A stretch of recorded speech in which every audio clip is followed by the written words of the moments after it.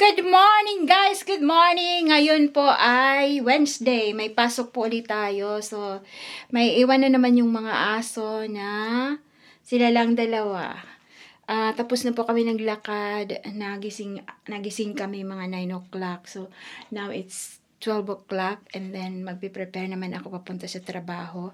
So, yung mga kalat-kalat dito sa loob ng bahay, bukas ko na siya ayusin dahil wala akong pasok bukas. And then, Friday may pasok ako but it's 10 until 3 I think. Tingnan ko nga, 10 hanggang 3. So may time baba ko nga muna dyan.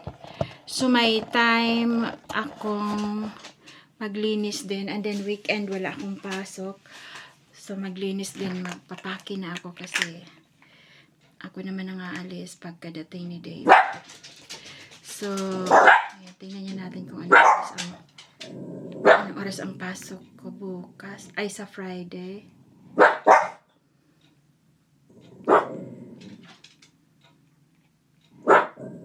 So, buti na lang yung mga aso mababait. Minsan, ulit, syempre, mga aso yan eh. Hindi na nag-ano yung aking phone. Naghahang na. Ayan, so, ngayon? Ngayon, 3 hanggang 8, and then bukas, wala akong pasok, pero may pupuntahan ako, because, bukas yung schedule ng, di ba, nagpaano kasi ako, nagpa-test sa aking mata, dahil, wala na to, matanda na tayo, so, hindi ko makita yung mga maliliit na litra, so, ako, check ako before si David umalis. Tapos ngayon, bukas yung schedule na kukunin ko. Pupunta ako ng town bukas para kunin yung glasses ko. Reading glasses. It's okay.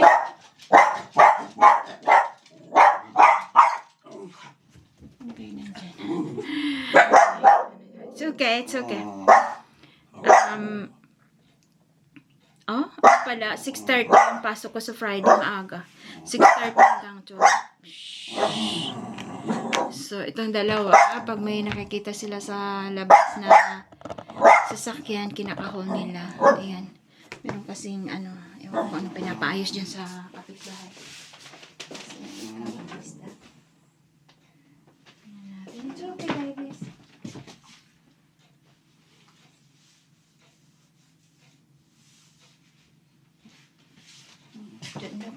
Basta may white na van dyan dito sa kapitbahay. So, yun lang po muna ang ating, magpe-prepare na akong sa aking, trabaho. Punta sa aking trabaho. Iwanan ko na naman tong dalawa. And then, may pagkain na ako tonight. So, baka na lang ako ng isda. Mag-defrost ako ng isda para may text ako. Mag-defrost ako ng isda para mamaya dahil may leftover pa ako sa aking niluto last night. Yung mga gulay na kailangang lutuin, niluto ko na, tas may doon, minced beef na kailangan na ring lutuin. Then Friday, may yung pinupuntahan ni David na worth 3 pounds, tapos maraming binibigay na parang siya, parang siya, food bank ba pangalan? Food share ang pangalan, pero parang food bank siya. Pero magaganda pa yung mga worth 3 pounds, minsan isang bag. Pag siniswerte, marami ang nabibili ng 3 pounds. So, gagawin ko yun sa Friday kasi ako lang naman mag-isa dito. Ay, kami nila Pepper at Peanut. Yan, Friday kasi, yeah, 6:30 hanggang 12 naman ang pasok ko. So, maabutan ko pa yun. Makakapaglakad pagdating ko galing sa trabaho. Makakapaglakad pa kami ng mga aso. And then, pagkagaling namin paglakad, pupunta ako doon sa yung pinupuntahan lagi ni David every Friday. And then, worth 3 pounds. Isang bag na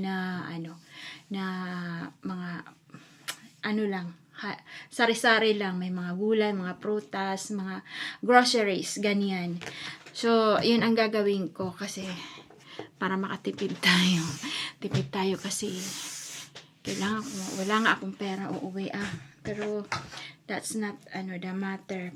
Basta may pamasahe ako, and then pagdating doon, mayroon lang pang gastos konti sa pagkain. Okay na yan. The most important thing ay ano ko sila nanay at saka si tatay at saka yung mga kapatid ko syempre. But the most important is si nanay at si tatay kasi hindi na sila bumabata at saka yung may mga karamdaman na sila sa katawan. Kaya, ayan. Yan ang ano ko.